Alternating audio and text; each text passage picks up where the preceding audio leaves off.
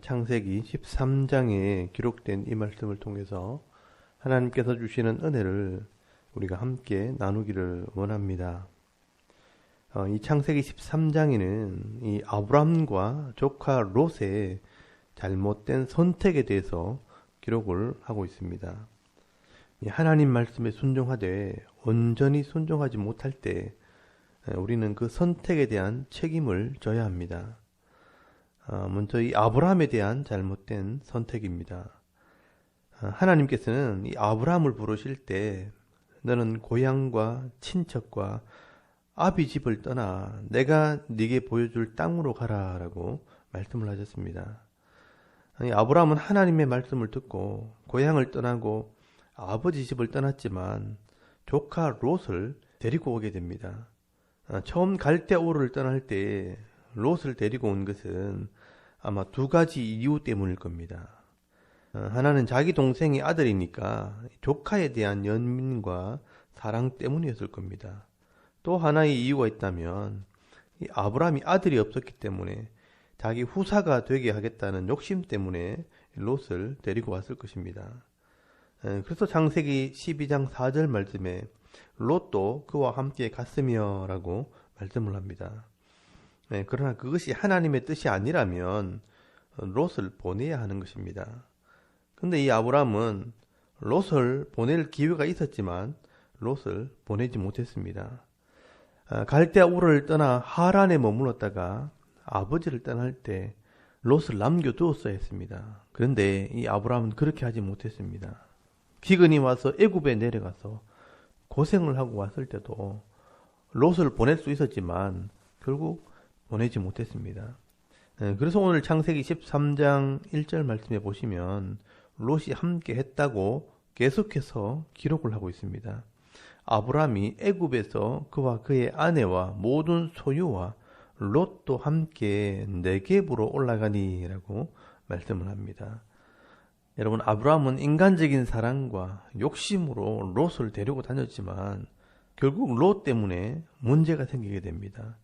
이 롯은 재물에 욕심을 내었고 그것 때문에 다툼이 일어나게 된 것입니다. 그래서 6절에는 소유가 많아 동거할 수 없게 되었고 7절 말씀에는 아브라함의 목자와 이 롯의 목자들이 서로 다투었다라고 말씀을 합니다. 그래서 결국 8절에서 9절까지 말씀해 보시면 이 아브라함이 롯에게 이르되 우리는 한 친족이라 나나 너나 내 목자나 네 목자나 서로 다투게 하지 말자. 네 앞에 온 땅이 있지 아니하냐. 나를 떠나가라. 네가 좌하면 나는 우하고 네가 우하면 나는 좌하리라 라고 말씀을 합니다. 여러분, 아브라함은 여기서 이제 믿음의 결단을 내리게 된 것입니다. 롯을 데리고 오는 것은 아브라함의 사랑의 마음이었고 정 때문이었습니다. 그러나 결국은 자신의 입으로 나를 떠나가라 라고 말을 하게 됩니다. 처음부터 잘못된 선택을 한 것입니다. 내가 스스로 떠나보낼 사람이었다면 처음부터 데리고 오지 말았어야 하는 것입니다. 이렇게 우리가 인생을 멀리 볼 수 있는 눈이 없으면 시행착오를 경험하게 되는 것입니다. 여러분, 아브라함을 보면서 우리가 인생을 멀리 보는 눈이 필요하다는 것을 여러분 배우게 되는 것입니다. 하나님이 처음 말씀하셨던 것처럼 고향과 아버지와 친척을 떠나가라는 이 하나님 말씀을 조금 더 깊이 생각했더라면 아브라함은 조금 더 평안한 길을 갈 수 있었을 것입니다. 그러나 이런 잘못된 선택이 나중에 큰 고통으로 이어지게 된다는 것을 알아야 합니다. 여러분, 민수기 22장 말씀에 보시면 결국 이 롯의 후손들 중에 모압 왕 발락이 나오게 되고요. 이 발락은 아브라함의 아들들인 이스라엘 백성들을 저주하는 사건이 벌어지게 됩니다. 처음부터 이 아브라함이 롯을 데리고 오지 않았다면 서로가 저주하는 일은 없었을 것입니다. 그러나 이렇게 아브라함이 롯을 떠나보내는 사건을 이렇게 성경에 기록해 놓은 것은 이런 믿음의 결단이 신앙의 출발이라는 것을 말씀을 하고 있는 것입니다. 여러분, 14절 말씀해 보시면 롯을 떠나보냈을 때 하나님께서는 아브라함에게 다시 사명을 주십니다. 롯이 아브라함을 떠난 후에 여호와께서 아브라함에게 이르시되 너는 눈을 들어 너 있는 곳에서 북쪽과 남쪽 그리고 동쪽과 서쪽을 바라보라. 보이는 땅을 내가 너와 네 자손에게 주리니 영원히 이르리라 라고 말씀을 합니다. 여러분이 가나안 땅의 동서남북을 보여주시면서 이 땅을 너와 네 자손에게 주어서 하나님의 나라를 이루게 될 것을 다시 한번 말씀을 하는 겁니다. 결국 신앙생활이라는 것은요, 하나님 앞에 홀로 서는 것입니다. 그러면 하나님께서 힘이 되어주시고 하나님께서 위로자가 되어주시고 하나님께서 길을 열어주시는 것입니다. 여러분, 내가 신앙생활을 한다고 하면서 자꾸 눈에 보이는 사람만 바라보고 자꾸 사람을 의지하게 되면 하나님께서 온전히 역사하실 수가 없는 것입니다. 갈대아 우러나는 이런 환경을 의지하고 내게 힘이 되어줄 수 있는 부모님을 의지하고 후사를 위해서 조카를 의지하려고 할 때 결국 하나님께서는 다 내려놓게 하시는 것입니다. 여러분, 전적으로 하나님을 의지하고 신뢰할 때 하나님의 뜻이 이루어지는 것입니다. 그리고 이 아브라함이 전적으로 하나님을 의지하며 예배할 때 하나님께서는 예배를 받으시고 은혜를 베풀어 주십니다. 여러분, 3절에서 4절까지 말씀해 보시면 베델에 있을 때 제단을 쌓고 여호와 이름을 불렀다, 예배를 드렸다라고 말씀을 하고요. 또 18절 말씀에도 보시면 이 아브라함이 장막을 옮겨 헤브론에 있는 마므레 상수리 숲풀에 이르러 거주하며 거기서 여호와를 위하여 제단을 쌓았다라고 말씀을 합니다. 여러분, 이렇게 아브라함은 가는 곳마다 하나님께 예배를 드렸다는 것을 알 수가 있습니다. 이렇게 어려움이 있어도 하나님께 예배하며 이 하나님의 뜻을 따라 순종하게 될 때 외로운 길이지만 하나님의 위로가 있는 것입니다. 여러분, 우리 가족들이 있고 또 믿음의 친구도 있고 동료들도 있지만 사실 근본적으로 하나님을 믿고 신앙생활을 한다는 것은 내가 홀로 하나님 앞에 서는 것입니다. 여러분, 그게 바로 예배입니다. 이렇게 예배하는 삶을 살게 될 때 하나님께서는 나에게 위로하시고 내가 너와 함께 있다는 것을 말씀을 통해서 알게 하시는 것입니다. 여러분, 오늘 이 아침에도 우리가 잠잠히 엎드려 하나님을 예배하고 하나님께 기도할 때 이 아브람처럼 하나님 앞에 홀로 서는 그런 시간이 되기를 바랍니다. 내가 의지하고 있는 것, 내가 세상적으로 믿고 있는 것들은 다 내려놓으시고 하나님만 온전히 의지하는 그런 시간이 되시기를 바랍니다. 그리고 하나님의 말씀을 통해서 내게 들려주시는 이런 세미한 음성을 들으시고 위로를 받으시고 오늘 하루도 하나님과 동행하는 그런 하루의 삶이 되실 수 있기를 바랍니다. 그리고 두 번째, 이 아브라함의 조카 롯의 잘못된 선택입니다. 여러분, 롯은 아버지가 일찍 돌아가셨기 때문에 어릴 때부터 스스로 가정을 책임져야 할 가장이 된 사람입니다. 그래서인지 이 롯은 세상적인 욕심을 많이 가지게 됩니다. 결국 롯은 그 욕심이 자기 스스로 망하게 합니다. 이 롯은 자기 할아버지 데라와 함께 거하면서 하란에 머물 수도 있었을 것입니다. 그러나 아브라함이 하나님을 만났고 또 하나님께서 복을 주신다는 이야기를 듣고 할아버지와 함께 머물기보다는 자기 꿈을 이루기 위해 이 삼촌인 아브라함을 따라 나서게 된 겁니다. 이 아브라함의 입장에서는 사랑으로 데리고 왔지만 롯의 입장에서는 욕심으로 따라온 것입니다. 얼마 후에 롯은 자기 생각대로 많은 재산을 소유하게 됩니다. 아마 아브라함이 많은 배려를 했던 것 같습니다. 이 아브라함이 기근으로 애굽에 내려갔다 오면서 많은 재물을 받아가지고 올 때 롯에게도 많은 재물을 준 것 같습니다. 여러분, 창세기 13장 2절 말씀해 보시면 아브라함에게 가축과 은과 금이 풍부하였다라고 말씀을 합니다. 그래서 창세기 13장 5절 말씀해 보시면 아브라함의 일행 롯도 양과 소와 장막이 있으므로라고 말씀을 하고 있습니다. 6절 말씀에는 소유가 많고 넉넉해서 아브라함과 함께 있기 힘들 정도가 되었다라고 말씀을 합니다. 여러분, 이 정도가 되었으면 이 롯은 한 번쯤 생각을 해봐야 하는 것입니다. 삼촌과 함께 하지 못할 정도로 소유가 많아졌고 이제 넉넉하게 되었다면 스스로의 길을 가야 하는 것입니다. 그런데 롯은 이 삼촌의 것을 자꾸 탐을 내게 됩니다. 그래서 7절 말씀에 다툼이 벌어졌다고 말씀을 합니다. 그러므로 아브라함의 가축의 목자와 롯의 가축의 목자가 서로 다투고 또 가나안 사람과 브리셋 사람도 그 땅에 거주하였는지라라고 말씀을 합니다.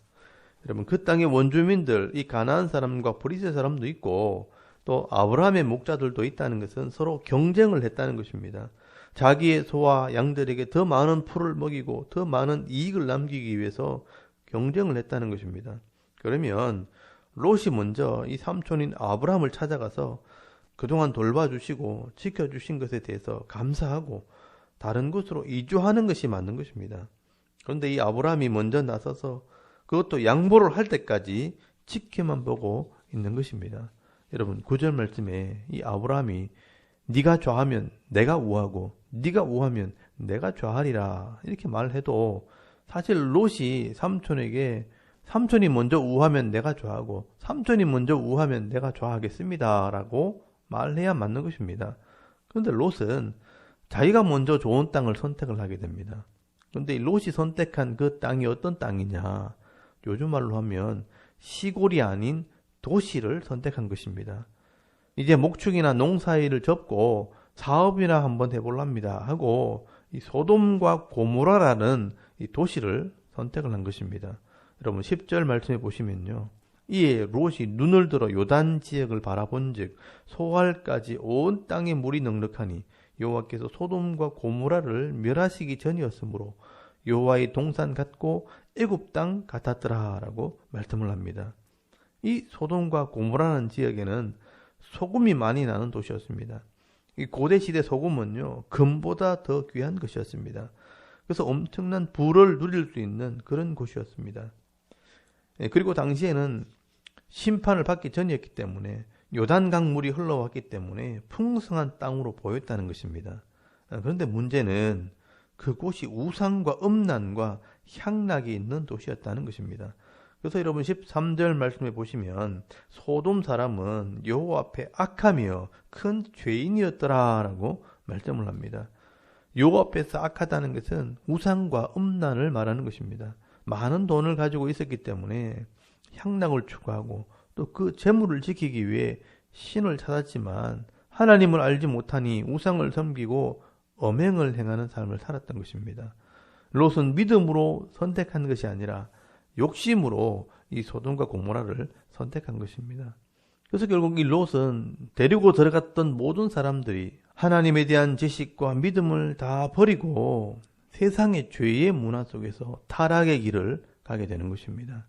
그래서 여러분 베드로후서 말씀해 보시면 이 롯이 영적으로 굉장히 괴로웠다고 기록을 하고 있습니다. 여러분 베드로후서 2장 6절에서 8절까지 말씀을 한번 찾아보시기 바랍니다.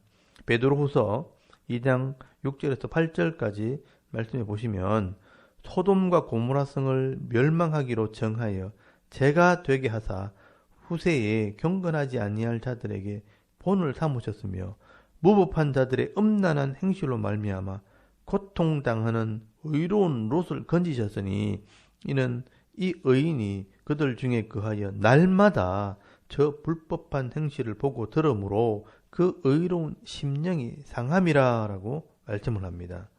여러분 롯이 날마다 이 불법한 행실을 보고 듣게 될 때 의로운 심령이 상했고 결국 같이 타락하게 된 것입니다.